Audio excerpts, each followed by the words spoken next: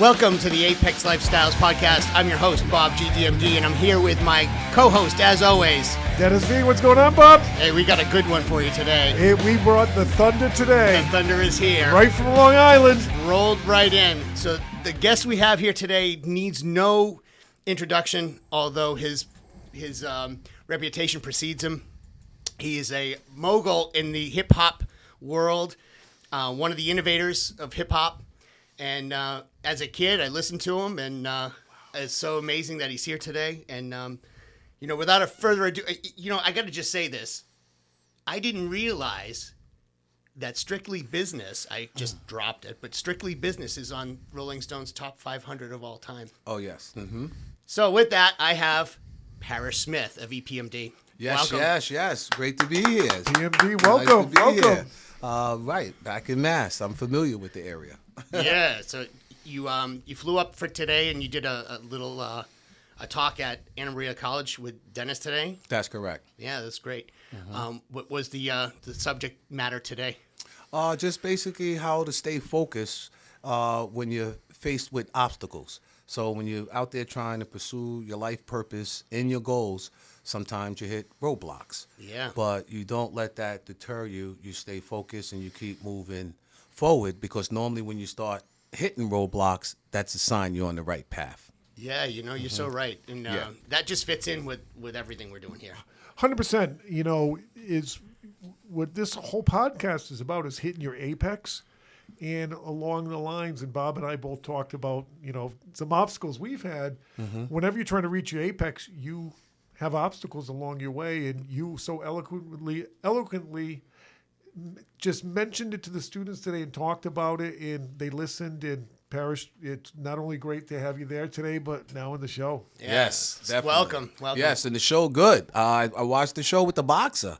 Yeah, he was interesting. Yeah, Joey Edmonds. He's an up and comer, and let me tell you, that kid had a great story. Yeah, he was talking about his work ethics, the time in the gym when nobody's watching you. That's right. Putting the reps in. Yeah, for sure. Jogging in the morning when there's nobody outside, but I'm not 4:30 when nothing moving. Yeah, there's nothing like it. That's right. Mm-hmm. I love it. But I got to get the jogging part first, though. I got to get that. Then I got Dennis doing that. Yo, amazing. Yep, I know. So that's Dennis. Actually, we're just finishing up a challenge that we're doing with First Form and with the Apex crew here. Yes. Right. And 8 weeks. 8 weeks, and you've had some really great results. Actually, I applaud you and everybody who's been doing it. And everybody's crushing it, killing it, doing a great job. Yeah. So that's been really cool. So, all right. Let's talk a little bit about EPMD. Yeah. Right? Mm-hmm. So you're a lifelong resident of Long Island, yeah? Yeah, I love Long Island. So what about living in Long Island, gave you, how did it shape you in your musical path? Well, it gave me the space to create, to take a step back. My mother and father's from Brooklyn. My father's from the Marcy Projects, and my mother's from Bedford-Stuyvesant.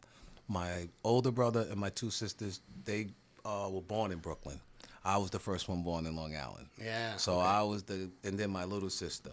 So they was the first three, then me.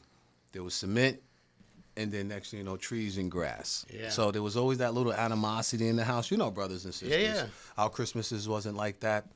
We had great Christmases. My 14th birthday, I got a whole DJ set. 15-inch woofers, cabinets for Christmas. 10-inch echo chamber. I had the whole deal, to the point where I can actually go do pay parties, Yeah. And then Eric used to come carry the records and stuff like that. Didn't your brother start? Yes. Isn't it he kind of and you would listen to the tapes of the parties he was DJing? Wow, you did your homework. I did. There would be no me without them. Because that generation of my brother and my brother James and my older sister Inez, there was a phenomenon going on in the Bronx. And I don't know if it was their Brooklyn connection or their Long Island connection. All as I know is I used to watch them sneak out of the house, take the car, and they'd be gone for a while. And then they come in, the parents are asleep, but I'm up, and I'm waiting for that tape. And then when they park the car, I take that tape, go in there, and the imagination starts going. And you could hear it. But the fact that somebody had the presence of mind to actually tape the show every time. Amazing, right? Mm-hmm. And then you can buy it And then it's a perfect example of how your older brothers and sisters could be doing something, but how it really affects the little one that's just watching. Well, they were laying the foundation, right? That was Yeah. the foundation of what you ended up building upon. Yes, because they was really aiming, but it just wasn't time. Yep. You know, they were coming from the 70s, the 80s, and then the mid 80s, but hip hop just wasn't set up like that. Right. But me watching them, once I came through, it was very easy. So instead of Tommy Boy Records, DJing, Just Ice was the biggest song at the time, LaToya. Wrote that down. Eric was still in high school. So I used to come from college. Yep. You played football in college. Yes. Yeah. What position did you play? I played tight end. Tight end. Nice. High school quarterback, punter, safety. But then, when you start getting up to the level and the different stuff like that, then you get moved to the receiver. But my main thing was punting. I could have just went to the NFL to punt. Yeah. But it wasn't meant to. Like the same thing with the music. Because if I would have went that way, then I wouldn't have been in music. Right. So long story short, to see all the turbulence that my brother and them went through, whichever way they went, I went the opposite way and it worked. Yeah. And you were coming into it at the right time too. Yes. Right. And I was watching them because they used to throw me off my own set. Yep. So I had the DJ set everything downstairs. Like, yo, okay, you gotta go. It's my set. I'm the DJ. Okay. But then there was a problem. I was the only one that could stay. Yeah. That's why EPMD was formed. Talk about that a little bit. Yeah. My brothers from a different generation, they didn't care. They was very serious. They was strictly business. So if you came to them and said, like, yo, can my man come to the session? You could get thrown out of the group on a little technicality like that. Wow. Because they was the type of person to be like, adults, did you do what I asked you to do? And 9 out of 10 times, you didn't. So it goes there. Now you're out of the group. So me being hardcore, kind of like whatever, I asked my brother, yo, can I have the number to Charlie? And then he gave it to me. So again, being nice, looking out for somebody else was the creation of EPMD. It's fantastic. And that's how it went. Because when Eric wanted to come into sessions, my brother was like, yo, these are closed sessions. So I didn't want to be a flat lever. Yeah. So I said, yo, okay, bro. And then I look at to my brother. I was like, yo, he was like, yo, here. He didn't know. You know what's crazy? Eric and Parrish making dollars. I lived in Mystic, Connecticut. We heard about those cats out in New Haven. There was a football player that was kind of jumping on the scene, EPMD. Now, mid-70s, but 1986, you started putting the music out. And there was a change that EPMD brought in that a lot of people don't talk about. Prior to that, there was like the disco part that was being sampled, and you brought in the funk. Yeah. I love the fact that you guys had that as your basis. Yeah. Because the funk and the bottom line and the bass is like, it's no different than with the NFL. Like, what do you call it? HBO used to do the reel at the Saturday inside the NFL. Yep. Dun, dun, dun, dun, dun. Yo, I come from that when the ball's in the air. Yo, I grew up on that playing football. So the music intrigued me. The music always captures it to make the scene look like when he's going through the holes in slow motion and the beat is like crazy like that. So that's where I adapted the bottom line in music. Not just to make music, to make regular music, but the bottom line was not, those keys wasn't being represented right. That's where your customer comes in, so what you're saying, the hard bass line driven. And it works in the sports for boxing. Anytime something's being illustrated, the funk always comes through. So my father had a friend named Mr. Roy who DJ'd, and I used to be like going with them everywhere. And, you're older now, so it'd be like they go outside, take their little break, and leave me on the turntables. And that's where I got intrigued with Zap. That's the chill. Yeah. So basically, through my dad and his friend and his generation, I got to take the funk generation and then bring it into hip-hop, and then me and that's really unique that you guys did the funk as the bass line. Yeah, for sure. definitely. And then... Gives it a very unique sound, Oh, 100%. Golden era of hip-hop. Yeah. And it's still there. Like when you sit in front of the keyboard, you can do it, and it's there. But the whole key to it is not to, when you get a gift, you could go too far with it, and then the gift start teaching you, like it taught me. Yes, and I read this too. You're the most sampled artist in hip hop history. Well, I think most of that came because of the breakup. Okay. You know, I Yeah, don't really yeah, talk okay. about the EPMD breakup too much. Yeah, yeah. But I think my abrupt leaving, because I was satisfied. I Yeah. learned life is about, you have to know what satisfies you. You can't Yeah. be looking at something else. You have to be self-fulfilled. So that big gap of the hit squad, Yeah. EPMD, Das Effects, Redman, K Solo, when that gap was there, the new generation had an opportunity to either come with some new music or borrow one of the EPMD songs. And most of them chose to borrow an EPMD. DMX, Get At Me Dog, Yeah. Jay-Z, with Foxy Brown, Nas, Nostradamus. So that lull, without me there, they used the music and then put their generation and actually sold more, millions or more, and they turned into Yes, billionaires.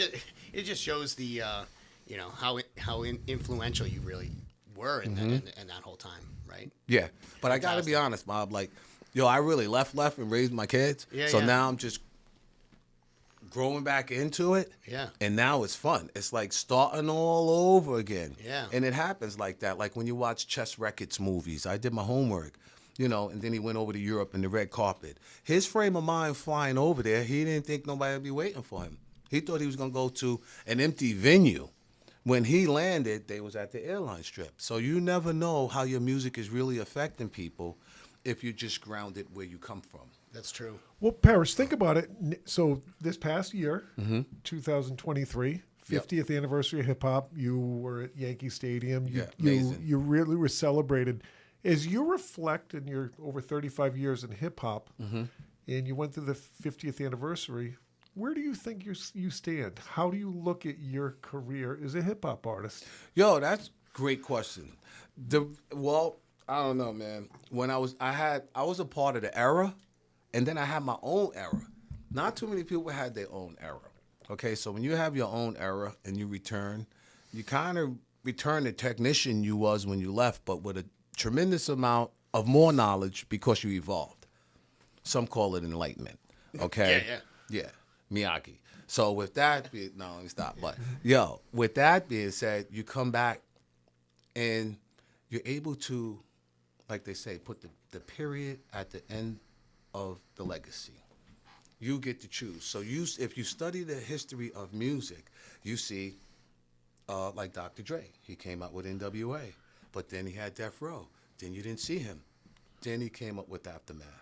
So it's a cycle in the industry where it just goes around, and it's up for you to stay on point. You got to stay physically fit because a lot of ailments right now. You get a double platinum album, the world's ready to go. Now, next thing you know, you got a problem. You smoke too much cigarettes, your lungs, something's not right. Because what you have to do, you got to be on that stage every night for about an hour.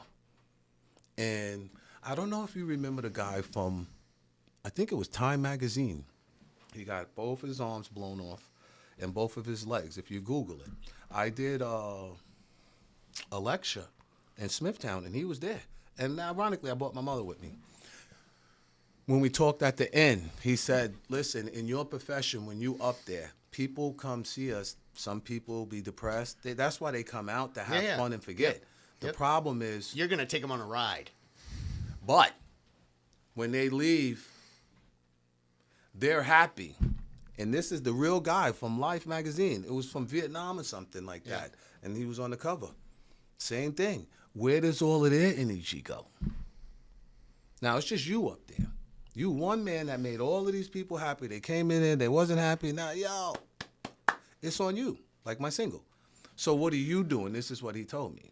You have to ground yourself back in the earth in order to Keep going. and stay balanced. If you got 100 of these, you have to have a different regimen in your life because you're going here, but when you got this, what anchor is going to hold you down for balance? That's why I spend a lot of time in the Grand Canyons and Sedona, Red Rock Country and stuff like that, because why are you going to build it if you can't maintain it? Or you're going to fall apart? You know, we all fresh right now. We look real good. But Red Rock Country. Yeah, for sure. But 3 years from now, they'd be like, yo, man, hold up. What's going on? So they could see the difference because my little sister let me know. Some people wake up just to read your post. It gets them going. So if you don't do this, or what you're starting here, hey, the day's crappy, it didn't go well. Yo, let me go check up on Dennis. That's how it Yeah, goes. yeah. But then if you're, more money, more problems. No, let me stop. No, but what? They're not on this week? Nah. Oh, they got special guests. You see what got I a special mean? guest, Now yeah. they got people filling in. Yo, who said that? Oh, you're back and there's a new podcast. Now they're competing with you because they watched you when you started. You understand what I'm saying? I do. So when Very you much. taking off, you'll be surprised who's really watching you. You'll be like, let's just take 2 weeks here. Y'all can fill in. And it's the #1 show. And guess what? Some guys y'all wasn't even expecting now. That's the revolving door. So you got to constantly ground yourself. So I told myself, like, if I could do 30 cities, if I could go through all of these countries, what's going to be the end game? I have to have the energy in me to book a ticket to Flagstaff. No, let me stop. Yeah. To Arizona or Yeah. Vegas. I done took Yeah. every route. I done took my kids to the Hoover Dam and stuff like that. It's memories you leave with your kids. But my whole point is there's a big difference when you come out those mountains. There's a big difference when you go to Bell Rock and you come back from Sedona and you're dealing with the masculinity and the femininity. I've been to Bell Rock. I think it's amazing. No way. Yeah, See, the I'm not- vortex and all that. Yeah, for You're sure. gonna get this one. We're off gonna because get into you that. No. See, y'all already got it. Cause when I tell you, when I saw this, I was like, okay, and then plus returning back to the Massachusetts area. But the whole point is, I really strongly believe in this because if you don't have that, that's when people be getting burnt out. Yeah. And the beauty of it is to have the presence of mind and all of the craziness while your life is going this way. Book your ticket to go that way. 4 gold records in 4 years, and those were in times where the counts weren't being done properly, probably. So I spoke to Julio G from Cypress Hill, and he said back in the day when your third album came out, that went gold in California alone. Right. Everybody had that album. You have a new project coming out. Yes. Let's talk about it. Yeah. Yeah. Well, this is one of the great things about being independent. So I came in independent through Sleeping Bag Records, but then I ended up on a major through DOS Effects with Atlantic Records and East West Records through the Success, East West Records, and then the whole Def Jam. But in there, learned the independent since 1994. And that's why it's all coming around now because the majors, you got streaming. So there's competition going on now. You got the streaming and you got the majors. So with that being said, I could look at a climate and anytime I want to activate, come with a full album, a full tour, and just move around. And this is what happened with 4 years out of COVID. So I'm feeling kind of comfortable. I did the EPMD run, and now it's time for PMD. So what I learned, they say when you're creating music, you don't just sit there. You just get your mind ready. And then when your mind's ready, it shows up. So I'm sitting there with my son. He's 17. They think they know it all and stuff like that. I have a 20-year-old at home and okay, and an 18-year-old at home. Yeah. So with that being said, we get deep into the conversation because you're trying to steer your kids in the right direction, and I let them know at the end of the day it's on you. And when I said that, it made too much sense to me, and then I pointed at myself, and then I went in there and started thinking, and then the hook started coming. It's on you. Make it or not. You either sink or swim. The fame, the gold chain, the Lex, the Guinea, the Benz. It's on you. Make it or not. You either sink or swim. So people normally relate it to us because we had conceptual songs. We had fun, but then we had crossover. Then we had Gold Digger. Then we had You Gots to Chill. Gots to Give the People. So something like It's on You. Yeah, you like the music, you dance. But what I learned in my 37 years, at the end of the day, regardless of anybody taking care of your business, it's still on you. So it makes sense for you, even though you got a manager, even though you got a financial advisor, still know all your business from A to Z. And the reception is real good to the point where my first show's April 20th. Where's that? London. Nice. And I get to return because I was in London, Brixton Academy and all of this other stuff. And the communication, for the people, for the new promoters. So the guys out there, his name is Tone Coffee Shop. I've been watching him on the radar. I just love independent promoters who are not scared and then have success. So he's brought out Large Professor. He brought out some of the guys from the Alcoholics. So then, boom. Before it goes the wrong way, I could show up, do a set, and then also do music for my new stuff. That's fantastic. Well, good And not luck. have to go to no major or nothing, just straight Yeah. right from the house, you That's know? fantastic. You're going to travel to a nice place. Yo, what? And take some people. So it's a very interesting year in 2024 because I'm making it magical for hip hop. So you got Wild Style, you know, one of the biggest movies in hip hop. Some of these stars are still alive and they've been coming to all our shows supporting us. But it's like they're always trying to catch up, always trying to catch up. So for my birthday coming up in May, my birthday is going to be dedicated to them Nice. with open mics with the same energy from the 50th anniversary. Because I'm not the type of person, if I sit down and I have a meeting with you and I talk, and one of the serious guys say, hey, let me talk to you. Yo, we thinking, and, you know, after the 50th, what we going to do? So I'm thinking like, yo, I have my own era with Slick Rick, Rakim, EPMD, Yep. Dougie Fresh, and then I went on to do the Hit Squad. So when I'm coming back into the game, the artist part is cool, but I have the business part, and my joy would to see them happy and touring, because that's the biggest thing. Some people felt that the Hip Hop 50 was only for people who had classic hip hop records. It wasn't for the graffiti. It wasn't for the B-boy, the B-girls. You know, this is some of the stuff Grandmaster Flash was speaking on, but it didn't go in one ear and out the other. I definitely heard him. So the foundation of hip hop was left out of the 50th anniversary. Yes. And the foundation of hip-hop was left out the last, I believe, 20, 25 years. But now, full circle, it's recreating itself. Not that you could go out there. There's an audience. Like, all for our sure. shows be Yeah, packed, whether for we sure. with people, whether we with groups or for Dola or with my solo. People turn out. The whole point is to engage more and not just be going to pick up the money. Well, I think there's a real thirst for real artists in all genres, Right. Because of what happened with, you know, we could go down the history of Napster all the way through, you know, all the streaming. That's where it started. Yeah, for sure. But I think that, you know, what ends up happening is some of the some of the music loses a lot of its great performers and great creators because that it's just a much different industry now. Well, because it wasn't about the music anymore. Right. To some, but to people like me, it's always been like a music. Like, I'm like a kid in the candy store. They say the key is never to lose your childhood. So I always put that out there for people who are listening, because sometimes people get too serious in life, overextend themselves, and then they lose themselves in the process. And if you lose yourself in the process and you run big stuff like that, you know, you look like you every day. Nobody knows what's going on in here. Yeah. You know? Well, Parrish, your production, it's quite obvious that your love of the music comes out in the production. Yes. You're laying down multiple tracks Right. to put a song out when often you don't see that. You'll see a beat and go. And you just have a love of multiple genres of music. Well, you know, I come from a multicultural. I'm from Brentwood Bayshore, so we had every nationality there.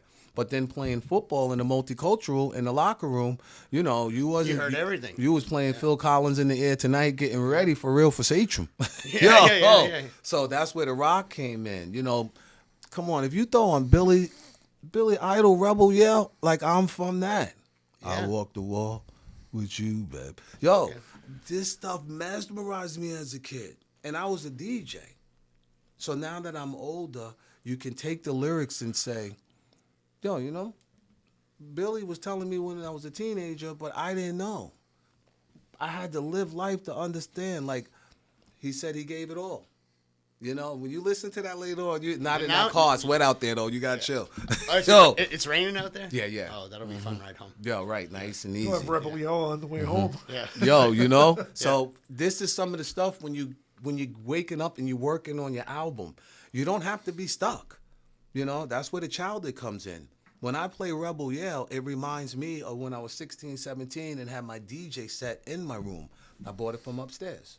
from downstairs. But then I remember, along with that, when I bought the Run DMC, Raising Hell, Oh, yeah. I just was cutting it. I didn't know I was going to be on the Run's House tour. I didn't know I was going to meet Run D and J like that. That's how it works, if you believe. It's that simple. But most of the people around people who tell them that they can't do it, and then their dreams die right there. Yeah, they listen to them, right? When it's very clear, they say where I come from, sometimes it's just being put in your head because it's up for you to do it. Not your friends, not your family. It's up for you. And that's me. Like, I could have had it in Southern Connecticut. I was telling I'm doing a record. There was only 2-3 people supporting me. But that's what inspired. It wasn't me. It was the fame, you know what I mean, on Unfinished Business. And then I came back to Southern Connecticut. Only I had the Rolex, the IROC Z, the T-Tops, Tom Cruise, you know. What was it?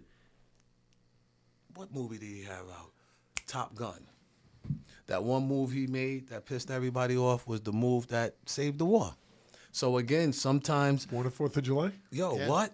So if you come forth, like with this is like, look at this, we're in Apex, but there's a whole nother side that's so in the realm of any other podcast going on today. You understand what I'm saying? And this is how it goes. When you see something, Russell used to say this all the time. The guy who puts what's not there always wins. So most of the people follow people. But when you're not scared to get out there and bring something like that, then people look. And then everybody look at you and was like, why did I do that? Well, you could have did that. He just took the time to actually do it. That's the same way it is with music. So, you know, you had talked about Sedona, right? And you talked about the Grand Canyon and all that. You and I share something in common from our past, right? Yeah. And you keep getting to similar kind of things the way I think, right? And I wonder how much of that. Do you want to tell him, or you want me to tell him? This is crazy, man. I didn't even think like that. Yeah. No, you could tell him. I don't know. All right. So, you know, Parrish and I are both Eagle Scouts, right? And what was your Eagle project? My Eagle project. There's a place called Pilgrim State Psychiatric Center that used to exist in Brentwood and Bayshore, and it was a facility. It was a psychiatric facility that was for patients, inpatients and outpatients. What I used to do, I worked there in the summer and stuff like that. I noticed that they didn't have a newsroom or newsletter. So what I did for them after I gave my fundraiser was gave them Newsday. I put together a newsroom with the printer, with shelves that will produce a weekly pamphlet of all the events going around. There was 15 buildings. That is a very cool project. Unbelievable. Yeah. How old were you when you did that? Yo, I caught it before my 18th birthday. Everybody catch theft, and then they try to get the poems and stuff like that. Yeah. But I caught mine. Yeah. So with that being said, I had to give 2 fundraisers. My first one was a dance. I actually called Dr. Bob Lee from WBLS with the help of my dad. And we went to visit Dr. Bob Lee. I was like 16, 17. I just seen Dr. Bob Lee at the 50th in New Orleans. Wow. And we're there talking about it at the 50th when I came to visit him at his house when I was 16, 17. And he still works for BLS.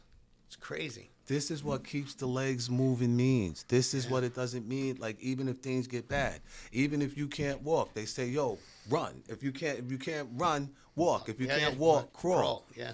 And what started my year off, it was a lady she was in a plane accident. She was the only one survived. This stuck in my head because she said she was out there in the middle of nowhere for days, and she had to wait for it to rain. She had to wait for the water to hit the leaf.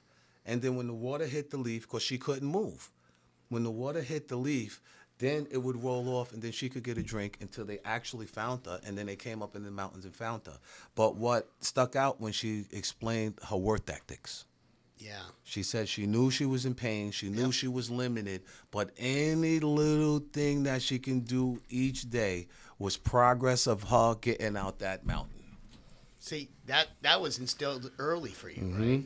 And I really believe a lot of my work, we were talking about this earlier, Dennis, right? A lot of my work ethic, I think, started really young, 10 and a half years old when I crossed over and became a Boy Scout. Yeah. Well, with this, come on, 30 weekends in the wood. Yep. Come on, citizenship. I don't even know why we opened this door. Citizenship of the nation, citizenship of the world. Right. Like I'm writing kids in different countries and responding before I even grab the mic. Yeah. Okay. Right. So that puts you in the, Order the Arrow. Yeah, all that stuff. Sleeping on the beach, for 2-3 days, just that's it. But, box of raisins in the pocket. Yeah. But then the feast afterwards. So my whole point, it gives you the discipline, the work ethics, but it separates you because, a lot of the stuff was native stuff out there that was around, sure. like the summer camps, 10 Mile Rivers and stuff. Yep. So when the world gets the way it is, we was fortunate to spend a lot of time in the outback. Yep. And I still spend a lot of time out there. Yeah, I do too. And that's what helps out a lot for a kid. Helps ground me. Yeah, for people who didn't experience, there's really nothing to gravitate to in these times. But for people who are mountain dudes, for people who know how to why are we here? Put up tents and I got below zero patches. What time it is. You wake up in a Dennis, in a mole under your tent. It's real. Yeah, it's true. It's real. He's not lying. But you got to get out there and you got to know how the canteen. That's all still fun. The lights, the lanterns. The campsite was set up before the sun came up. Yeah. And my brother's an Eagle. So I was little. You were raised right, man. Yeah, I was the little guy in the car. You came from good stock, for sure. I used to pull up 5:30. I didn't get out the car. They got out and broke camp. I was like, leave the heat on. But they have the canteen, the Coleman. I do, of course. And then the scoutmasters that make their coffee and stuff like that. Yeah. And then you got to put those tents together. How do you think that experience as a young kid, you're like 10 to 18, right? Yeah. 11 to 18. Mm-hmm. How do you think that helped you get to the heights that you got to with EPMD? Well, that was the whole thing. I already had there's a better word for it, but I knew that after the breakup. Because my first four albums, I never even used none of my Eagle Scout stuff. It went so quick, it had to happen, and then I was home. But I had all my awards up. Yeah. So I was like, wait a minute, something's not right here. So then I got to sit down. I got on my books and stuff like that. Letters from the president of the United States. Yeah, it's crazy. I got accepted to the Air Force Academy in Colorado Springs. I just Yeah. chose not to go. Right. I chose to pursue the hip hop. Right. So, but my whole point is it prepared you because those merit badges, like mini courses in life, right? Yes, yes. So all of those home repair. I didn't even have a home, and I was doing home repair, getting merit badges and stuff like that. Yeah. So by the time I got to the real world, kids that never experienced that, you were leagues ahead of them. Light years. Yeah, for sure. And then you put that with the football. Oh yeah. You put that with the football, yeah. Yeah, for sure. So my name went up 86 on the Challenger. Mine went up with Nassau. It's up there. Wow. Listen, cool. Up there. Tell my son, I'm done. Wow, that's so cool. So it goes to the work ethic. So EPMD, it was no coincidence or no hoax. We had to do all of that work. At 17 years old, I gave a whole newsroom to Pilgrim State Psychiatric Center. That's probably giving back. That's probably the coolest Eagle project I've ever heard. You know what's more crazier? Word for word, verbatim. At 17, I wrote what I was going to do. I said, you have to write your life. I don't know why you chose this. I do not know why you were here. We in here We'll like talk this. About no, music let's in a stay minute. here. Let's stay here. Yeah. Because that was the key. It prepared you like the Scout Law, the Scout Oath, and then the things that came from it. So you wouldn't get discouraged if you gave a fundraiser and you came up short. Yeah. So the dance that I gave with Dr. Bob Lee, I still was short. So I gave a bowl-a-thon. But it was cool because you had to invite the bowlers, write everything down, all the pins. You're the manager, but you don't right? know. You're like, you in there doing this shit, and then you got to collect stuff like that. Yeah. Getting crazy sponsors from Intimates and stuff like that, you know. Sure. Yeah. But in your life, it doesn't matter. It's always like football, 3rd and 17, no problem. Below zero weather out there, 30 degrees, people's like this. The long johns are on right now. Yeah. But you know how to prepare, Yeah, you have to. Yeah. But I'm thinking, just sitting there listening to both of you, but Eagle Scouts, it's unbelievable. Eagle Scout, athlete, you experienced obstacles in the music business, which you've shared. How did the journey through being an athlete and being an Eagle Scout help prepare you for the obstacles that you confronted and just hit you out of nowhere? Well, the Eagle Scout, first of all, only 1% to 2% of African Americans accomplish that. Okay, so coming from that and having a father with a work ethics, an older brother. Really, I really had to go.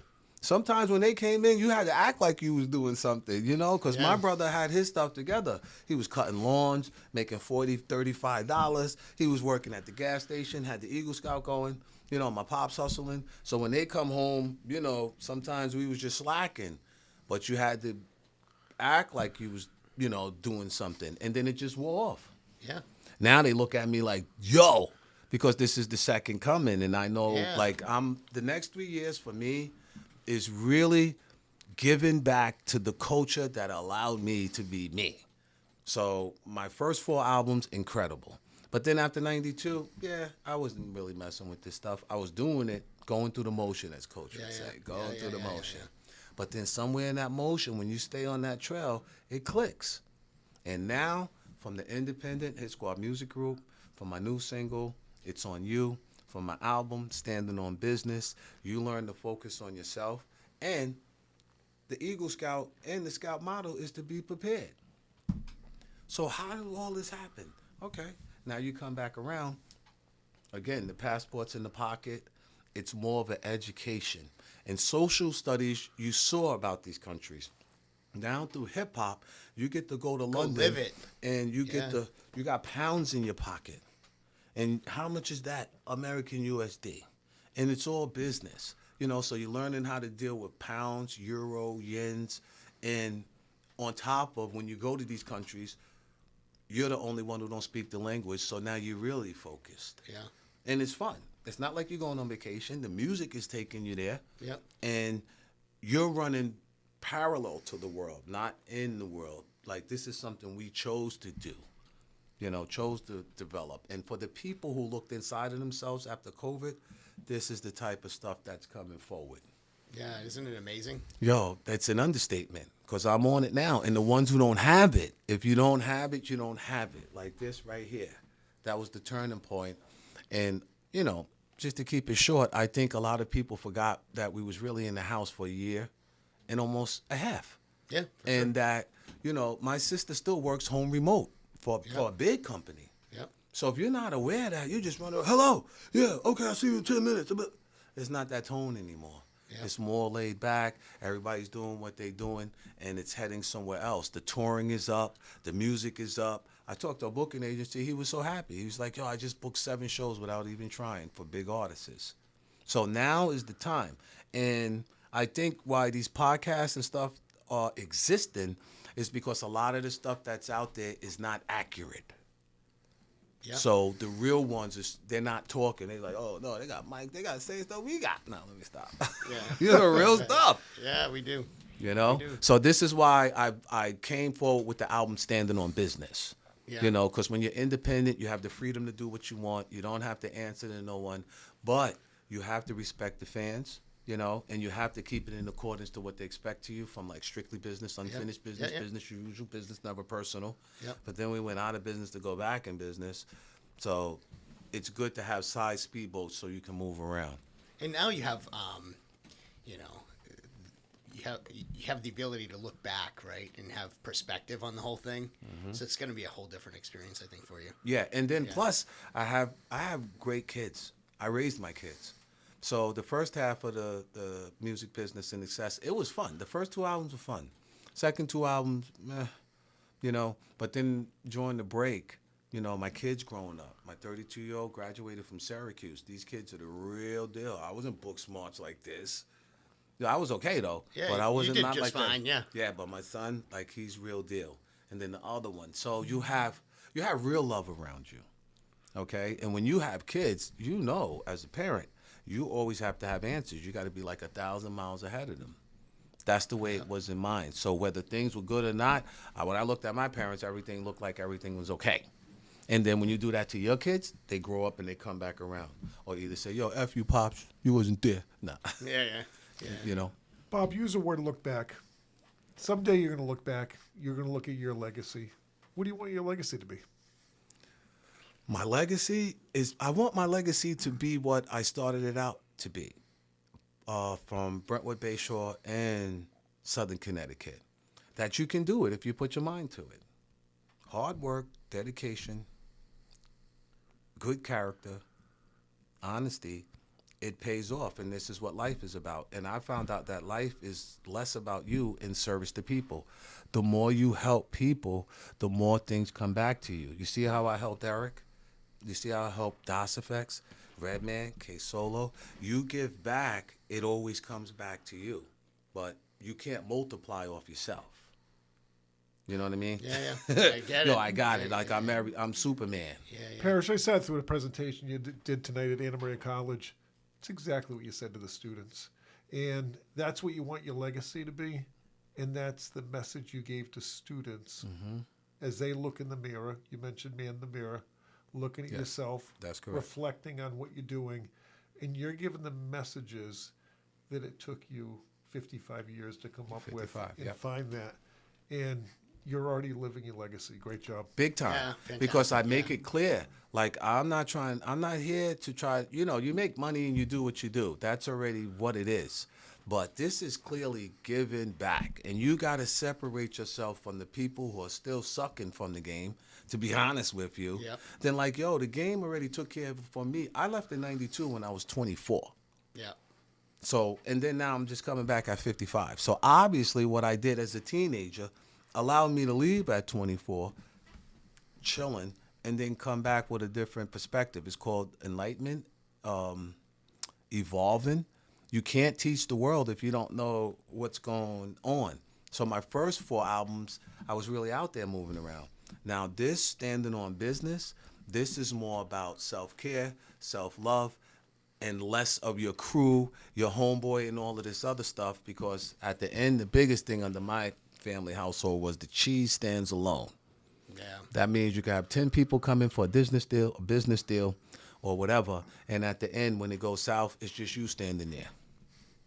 So you save yourself headaches, and you just take care of it yourself. Yeah. So what does touring look like in 24 for you? Very serious. It's like, okay, so you go back to Chuck D. We've been doing this so long, you can't be on the road for more than 2 weeks. Again, you know what I'm talking about. I do, yeah. So, right. So you have to set up a schedule that keeps everything in perspective. It's kind of like the Michael Jackson. He wanted balance, to come. Right? Yeah. Mike wanted to do 2 shows, and it turned into 50. Yeah. So, we're older now. We have families. So when it's time for us to do shows, you can go as many shows you want. I could go do 30, 50, 100. I could go do 8 months if I want. That's not what it is. The most you should be out there is 2 weeks, because of everything that you built. When you're 6 hours ahead of time, Yep. it starts to sway.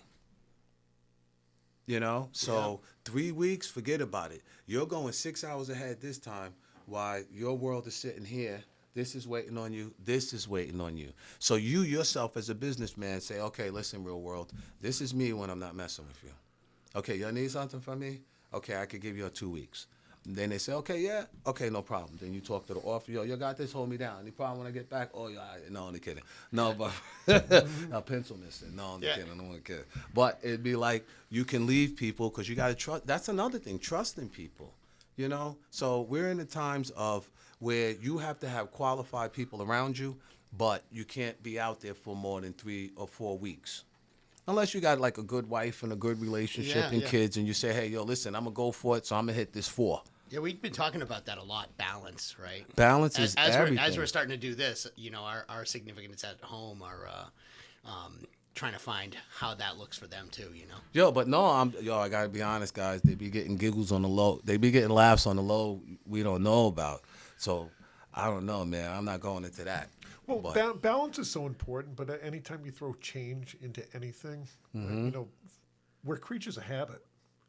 And when change enters the realm of whatever you do, it upsets the apple cart in life. And they said it's disruptive thinking. Yeah. You're supposed to be like that. You're supposed to be you, run the play, But, I got 4 sisters and a mother who schools me, and it's a lot of learning.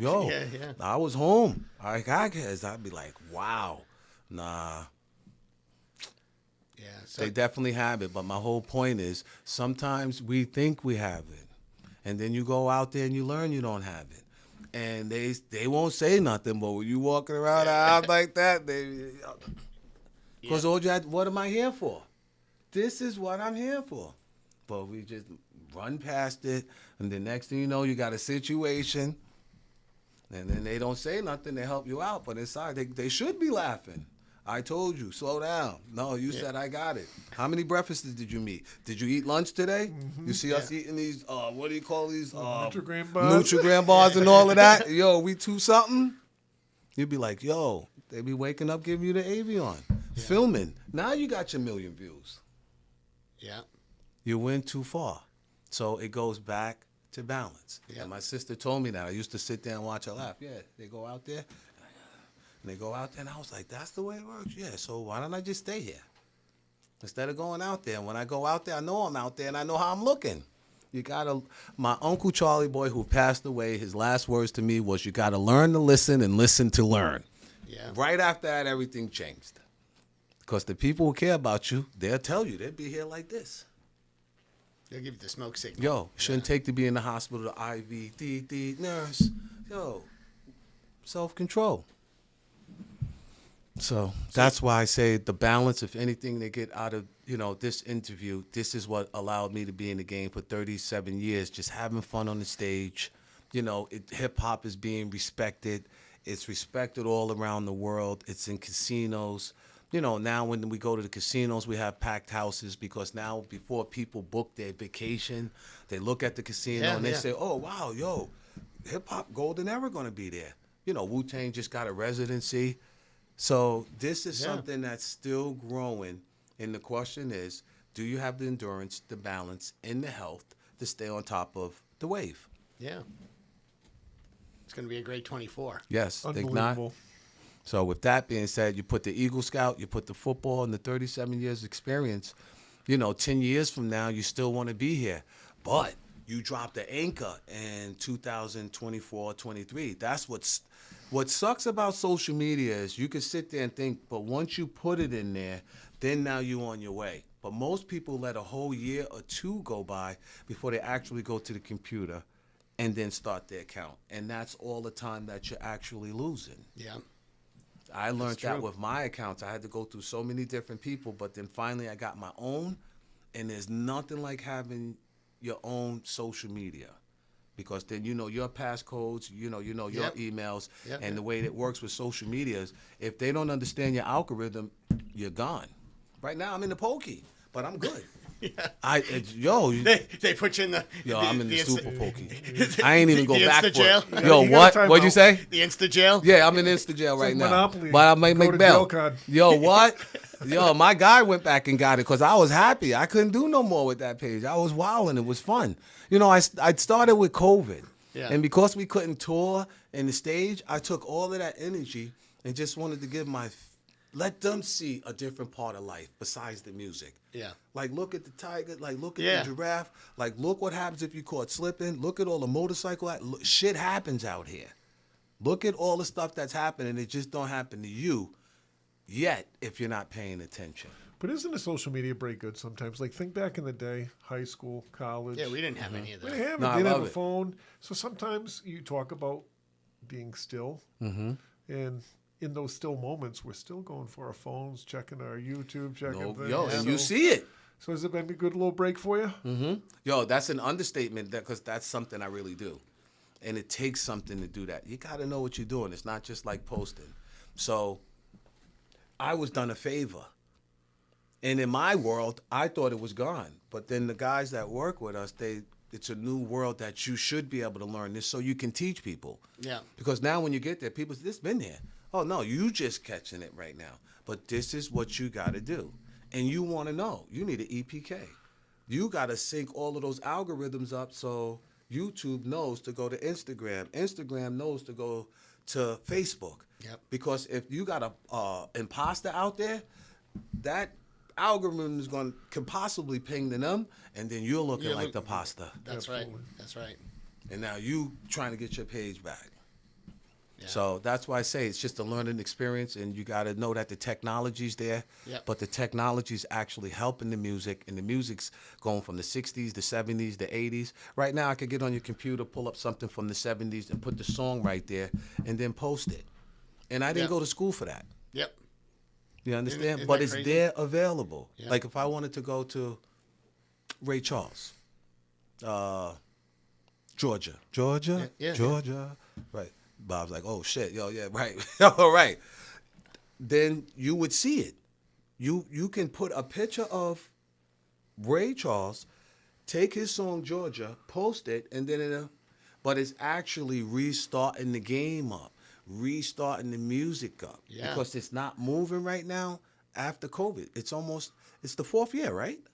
21, 2. Yep. Just hitting the fourth year. Okay. Yeah. So if you ain't pace and you going out there like ying ying on a Ducati, you're gonna run into something. That's the problem. I know after COVID. That's the Grand Canyon in Sedona. I'm telling you. You out there, when you go to Grand Canyon, buy the book Death in the Canyon.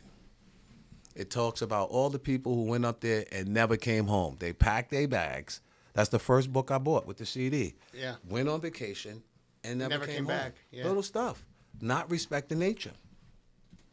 Yep. So Those trails there that you walk on that thing, you can plummet to your death pretty easily in some of those areas. I read the book. One father was up there just trying to be a dad, and he wanted to joke with his daughter. He said, turn around. And he thought he could hide behind the rock. And when he jumped in the air to hide behind the rock, he wasn't aware of the arrow, air, wind, and duct, all this other shit that comes into play. And when he jumped up, that was it. He was gone. Yeah. And they didn't find him till the night. You know, you read all of these. It's all in the book. So my whole point is, like, through the music and through the Grand Canyon, you learn to walk different, especially up there. That's like 10,000 feet above sea level. Yep. You're not sleeping the first night. It's actually it's a reversed mountain climb, right? Because you go down, then go back up. That's correct. Yeah. So, and with the thinness of what do you call it? Above sea level, what it does is it thins all your breathing till you can't basically breathe. Yeah. Okay? Not to mention the dangerous ride up there. Then you come down, you hit Sedona, Bell Rock. You know what Bell Rock does, right? I do. You walk past there, do you be looking at it like, yo, I know you're in there looking at me. Stop. Yeah. Yo, my son climbed way up there and was kind of had me nervous, but he didn't hit the top. Yeah. But he was way up there. But that's all that is. I really feel like that's just a mirror of yourself. Yeah.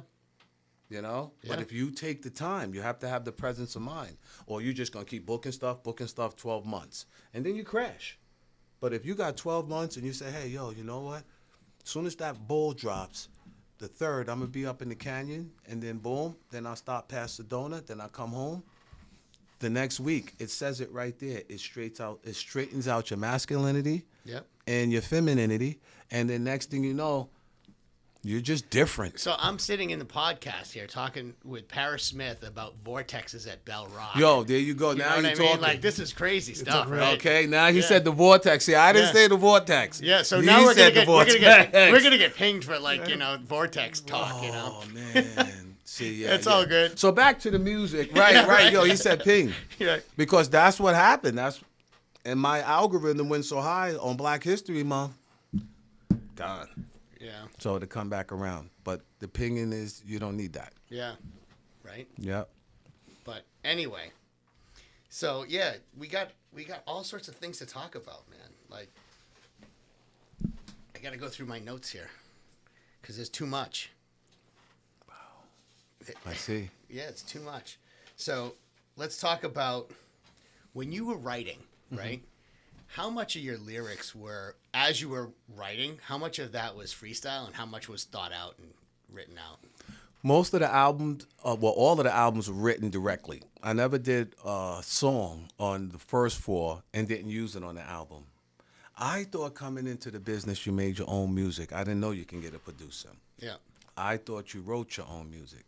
So by the time I found that out, I was already on my 4th album and had my own sound. But you were already producing yourself. Yes. Yeah. And then you went on to produce other people too. Yeah, big time. Yeah. You know, but what I didn't know, and it worked out for me, that sometimes people have ghostwriters or they have different producers. But our rhymes was all written for musical form. you got to understand, it was Rakim, Big Daddy Kane, KRS One. These are all the colleagues that I looked up to. And the only way to impress them was to have some serious lyrics. So the lyrics written for all of these songs were written for the albums. But then the freestyles are the freestyle. And when you in that mode, you can freestyle all day. It's just like, a cappella or with a beat. But all of those albums, those lyrics was written specifically for those songs. Cool. And they're classics. Yeah. Mm-hmm. The Big Payback. Wow. NWA. Yeah. Explain that. NWA coming off that was coming down the hill. Yeah. On that video. In the Beverly Hills gun range. What was that like? Again, trying to paint the picture you want to paint for hip hop. When you get a vision and, you don't want to do the regular thing. We're from New York, but we was trying to do something, I was trying to do something universal. Before hip hop, we didn't know what was going on in Philly. We didn't know what was going on in Cali. We didn't know what was going on in Toronto. Through hip hop, it kind of unified us through videos, through promotional tours and stuff like that. We got to get out there and see them. So when we went to just by loving the music alone, I wanted to do something different. So we was on a West Coast run, got in contact with Eazy-E and his people. We wanted to do the Big Payback video in the West Coast. So we went to the Palladium. Eazy-E came out with Dr. Dre, Ice Cube, bought their own stuff. They didn't need the spot. They came with some real stuff. The stuff you see in the videos is theirs. That's real. Yo, they rolled up for real, But that's what it was. And they showed the love, and it was all business. It was no problems, no politics. Sure, Tone Loc, the rest of the guys, because they had the respect for EPMD. Juice. The marketing, the free marketing and promotion you got from Juice. Yeah. From that album being carried around that entire That movie. whole movie. It says it all. And there's a funny story behind it. Because Tupac was trying to get me to stay around the set a little longer because I was on the move. That was business as usual. But I was heading towards business, never personal in the hit squad. So when I showed up for the bar scene and Juice, that was my thinking. Okay, we done? But then afterwards, I got to chop it up with Pac, and they had to stay to finish the movie. And then I went on to build the hit squad and come through. But in hindsight, he was right. Because I was already on the set, but my schedule, just the way what I was doing, it just looked like we was there for the bar scene. And now I'm telling you this, I don't even know how that bar scene came up, why we did it. But my whole point is, we didn't know how big that movie was going to be. It was huge. Unbelievable. But that movie displayed how big EPMD was. So even without me in the movie, that was Rampage, featuring LL, coming on the way. That album was seen multiple times, and it's the only album really displayed throughout the movie. Yeah. Yeah. The only one, right. The whole basis, because at that time, there was no group hotter than EPMD. That just was the point. You think about Yeah, it was a juggernaut at the time. Yes. Right? Mm-hmm. You think about what Coca-Cola, Pepsi, what they pay for promotional ads. Yeah. And you have a movie like that has your album out there. Right. Unbelievable promotion. That's correct. Yeah. That's correct. And that was at the time when the album was coming out. So when they was playing that, it wasn't like the album came out already and they're like, oh, they late. No, it was right all in sync. Representing the times. It's Perfect storm. Yeah, Yeah. perfect. Yeah. Yeah. So I have a little question about a 68 Camaro, Oh, wow, man. right? So 68 Camaro, you restored this car. You want to talk about that a little bit? Yeah. I love cars, Yeah, I still have the 68. It worked out. Like I have, I have my 68 and the IROC. The please listen to my demo 68. I'm restoring. In the IROC Z on the cover, unfinished business, the 5.7 tune point injection, restoring that one too. So to wake up and still have all of these pieces, and then you have what you didn't have back there, the internet, the junkyard. Yep. It's the same thing. It's the route you want to take in restoring your car. You could just go like this and the guy bring it back ready, or you can get the hands dirty. So I'm already back there messing around with the PSI, putting the air in the tires. Got to start moving them around because they've been sitting there. Yeah. And I'm going, about to restore them. So when you stand in front of them, I'm looking at it, and then, my car's, I ain't going to go there, though. But I was looking at him. I was like, y'all about to start up. I could feel it. Meanwhile, they've been sitting there for 30 years. So before COVID, the NFT, it was always up. It was all the way up to $1 million for that 68 Camaro. And the way it was going to go was that I was never going to let my car go. But if it had to go, it would have went the right way to the right people in showcase form. Because what the people wanted to do was set it up like, the movies, when you go to the movies in the Velvet Rope? Yeah, yeah. Well, after it was super restored and ready to go, they wanted to know if I would be available to actually come out and then help them out and give them the history of the car, the history of Please Listen to My Demo. So they wanted to go somewhere else with it. Then COVID came, NFT collapsed. And I'm still chilling with mine though. Yeah, but that was the plan because of the history. Yeah, of course. That was the car that I built and drove to Manhattan, and it really did overheat, all that other stuff. So the history of the car, it definitely means something. For sure. So I'm gonna start restoring this. That's this summer. Nice. Mm-hmm. You're gonna get that back on the road. Yeah. Yeah. Because I put it on the road before, and it was. After, when you don't drive it for a while, Yeah. And then the animals, because I live near a nature preserve. Oh, yeah. So that's why when that guy was trying to move it with the tow truck, first of all, I was like, that's fiberglass.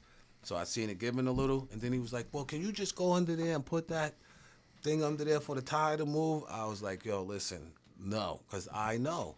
There'd be raccoon, possums. Oh, yeah. All sorts of things in there. My German Shepherds, when one of them feel they ain't getting enough love, they leave it, and people say that's what your dog do. I'm like, what? So when one German Shepherd feels I'm giving the other female too much love, I could just walk out minding my business and then see a bloody possum or raccoon, and they say that's them leaving a souvenir that they worthy. I'm still worthy. I still could kill one of these. Because now you got to go down there and look at him looking at you. Look what your dog did. It was, it's real. Yeah. Yeah, especially if you're living in nature, right? Yeah, big time. Deer. Our biggest thing is wild turkey. We got about 30 wild turkeys.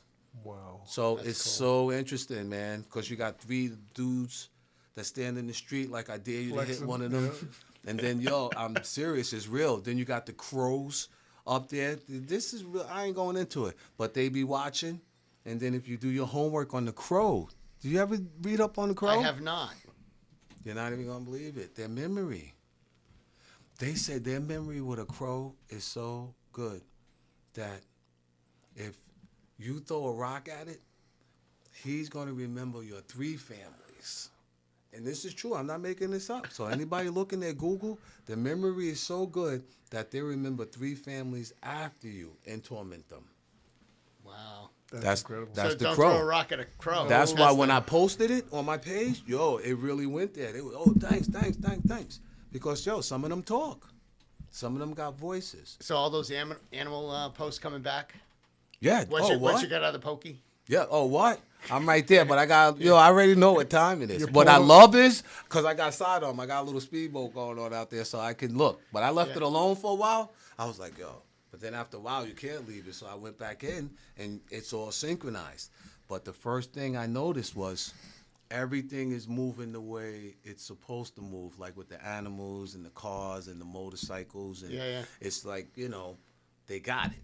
Because before that, it wasn't like that. It's giving you time to put some more content together. You know? Right. So I kind of have, I'm so ahead of the game and, overly blessed. This is fun to come back for the era of those who never got to experience what I got to experience. I been in here for 37 years. Still, stadiums are packed, venues are packed, you're having fun. But now, the guys ahead of me in this late 60s that started in the early 70s. Yeah. And I seen a lot of them in the 50s. And to be honest with them, I'm going to tell you, they was kicking some ass. Because they had they were harmonizing, rhyming, but not doing as many shows as they're supposed to. So I'm coming from a place of, you know, of what I was dealing with, and I blessed a lot of people, but then now I can help other people who inspired me. Yeah, by that's just legacy. Yeah. doing what happens to me. Like when I come out, yo, the car's there.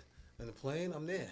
You know, today was a little ill because I went from the front first, no comfort, nothing. I was in population chilling. But I had to get here. So at 12:49 when they canceled mine, it was over. When they canceled the next one, they said, yo, but you got a regular seat. I said, I'll take that. And then when we had to sit there, we had to wait for the other plane because my plane was the last plane leaving heading into Massachusetts. Yeah. So I couldn't get on some, yo, I got to go do the talk. Yo, Dennis and Bob's waiting for me. Get this bird in the air. No, I had to understand where the other guy who wanted to get home was coming from. Yeah, for sure. But I knew it was only going to take 40 minutes. So it was like, right. Not that it has a difference. Right. So the whole point is, again, is to circle back around. And again, you know, what we're doing here, one occupation is one thing, like I'm known from EPMD, but then the business of starting the hit squad and the producers and being the most sampled, you know, that's something when you create that type of sound. And then now it's an open forum. And I really think hip hop is just trying to get away from that darkness. You know, it started with To the Hip Hop, the Hibbit, and King Tim III and stuff like that. Yep. And for young people like me at home, it was like, yo, if you think it, you can be it. You can make it happen. So I did that in this lifetime. And then you come back and you see what's going on, but you witness the Hip Hop 50, so there's hope. Yeah.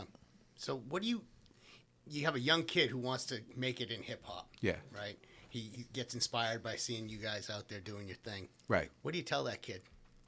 I tell him to do his history on hip hop and study it. You know, you got to look at the history. First of all, we don't have nobody from hip hop that actually came back and said, yo, hip hop, yo, I did it. I did it and I'm done. You don't see that. And I wrote in the crossover in 1992. Still, I haven't seen one rapper living comfortably. No time to pick and wish on the four-leaf clover. I'll stick to underground. Y'all can keep the crossover. Because I haven't seen nobody walk away like fulfilled. You know, the game was good for me, regardless the good and the bad. So now I can go. So that's why I kind of stick to the it's on you.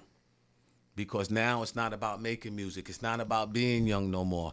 It's about, yo, it's really on you. And the crazy part is that you don't know that. Yeah. And Parrish, you came in when hip hop, 1 hour a week on the radio. Mm-hmm. That's. Did you think most people back then would say it's just a fad? Right. Now it's the most popular musical genre out there. Right. Did you ever see that coming? I didn't. I would say where we was in hip hop and underground, it was an amazing party that nobody knew about. There was no cameras. Think about it. If nobody thinks you're gonna happen, if they say, yo, that's trash, that's gone, nobody's going past there. That's where you hide something that you don't want to get found. They say, like, if you want something, you hide it in the Bible or something because people don't read books and stuff like that. So nobody was taking the culture serious. It was when the culture started to grow and didn't get its attention. That's where the problem happened. Because you had some people who really believed in it and knew that it wasn't strong enough. And then you just had some people who was doing it for, you know, their own reasons, not understanding like a large pro. I'm looking at the front door. He was mad because he said, yo, cats get in here. They say they represent hip hop. And then when they get the mic, they're hesitant to represent. So hip hop said, yo, you come in there, boom bap, you got us? Okay, here's a green light. And then you get in there and you're on the pop charts. Nothing wrong with the pop charts, but it's just right now for what we doing, we're focused on this. So I just think the more light it got, and then when the crossover crossed over, that's when you seen what's going on now. And then now it's evolving back to where we are, to the essence of independent. Yeah. So you could come from nowhere. Look, I just dropped a single just like that. But I knew it had to be 100. You know, if you're starting a new website and you're giving away a free download, you want when the people take the time to go there, it's what you expected. Because after I left, there's a lot of music that's just not what it's supposed to be. But then you got Wu-Tang doing what they're supposed to do. You got KRS, you know, what's going on. And the big thing, the balance in the game, because of a lot of the big groups have lost artists. So a lot of these main groups don't have all the artists in it.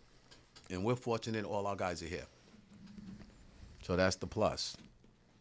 So that's why I keep an open mind for the business part, but still, make sure I do my thing. Yeah. Well, I think it's going to be a really fun time to watch in 24. Oh, yeah. I would love to get over and see you in London if I could. I think my buddy's going to be over there. So that's crazy, right? Yeah. So. Well, Tom, it's different without Tom Brady when he retired because, you can do what you do and, every Sunday. Everything you was doing, you could go to that TV and you could watch somebody who was doing something equivalent. And that was the balance. You can go work hard and know Sunday, boom, and then you'll be in the playoffs of the Super Bowl. But because he retired, this is the first, I didn't even realize how challenging it was going to be actually. Because when you got a winner like that against all those odds like that, whatever you're doing in your profession, if you're in line with that, then it's a positive outcome. Even with Tom, not to get on Brady or nothing like that, but where he's going with his life, like that's a leader. That's somebody who, I see him step out there and make fun of himself. Like when he did the commercial for the Super Bowl. Yeah. He was like, yo, what am I doing? But he showed up. Sure did. So you got to, the whole step out of your comfort zone. It's not going to happen for you, in your comfort zone. So for me in 2024, I'm not too far behind Tom. On the high level stage and, because it takes something. So I got about another 3 and then I could just be like, business, go see some countries, go, when I, what do you call it? Curate. Yep. I'll go curate some stuff, but then I have some instrumentals on standby just in case.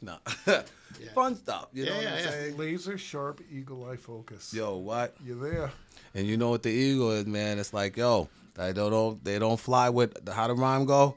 They don't soar high with the eagles as opposed to soaring with crows and pigeons.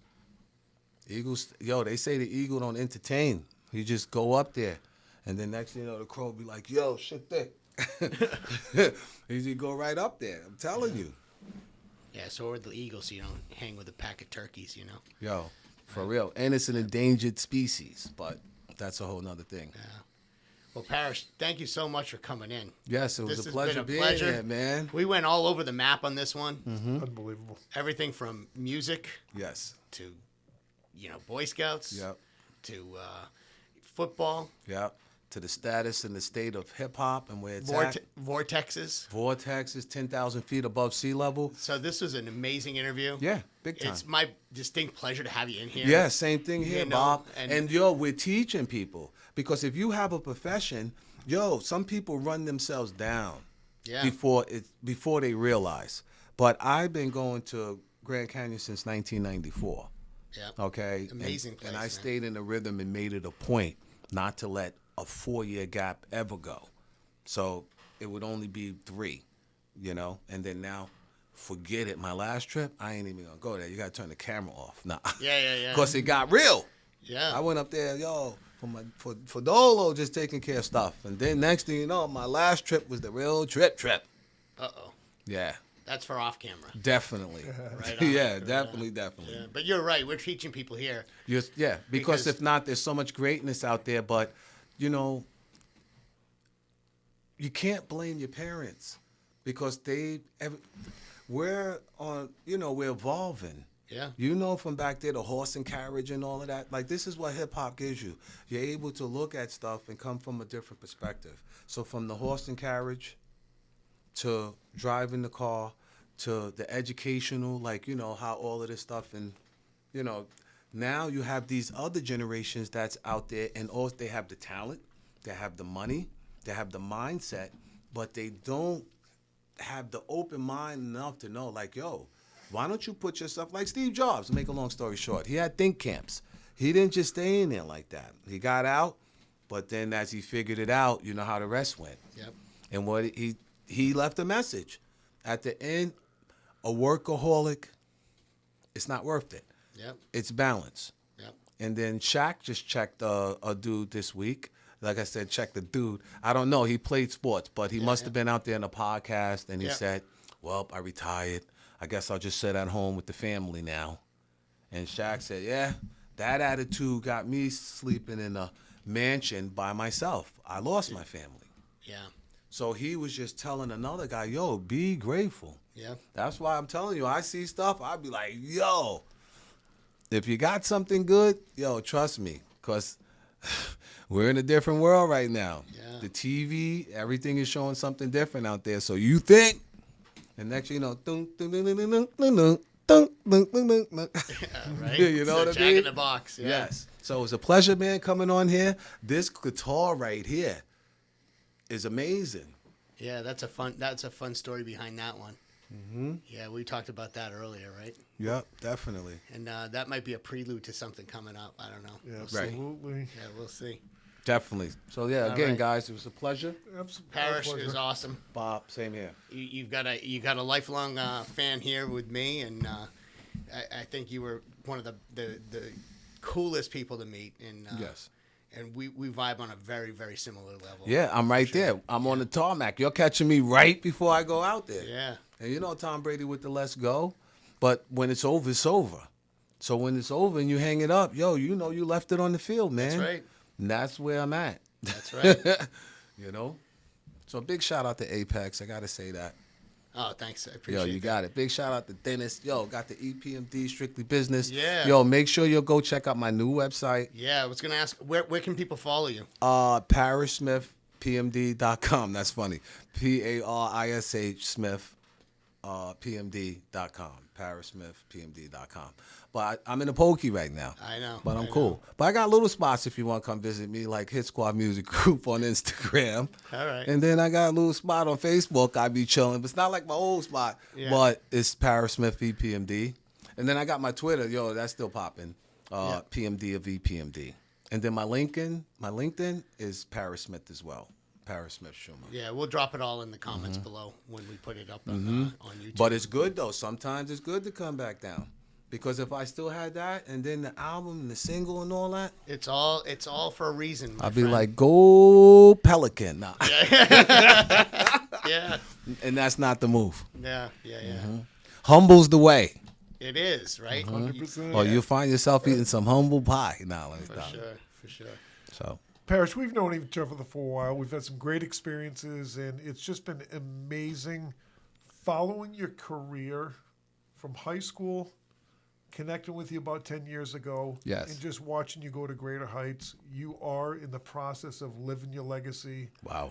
It's an absolute honor having you here, and the multiple lessons that we're just going to be unraveling through this episode are just major. So thank you for everything you've shared, your time, and 24 is going to be great for you. Yeah. Yeah. And I thank you guys because there's so many people out there in America. They ride in their cars.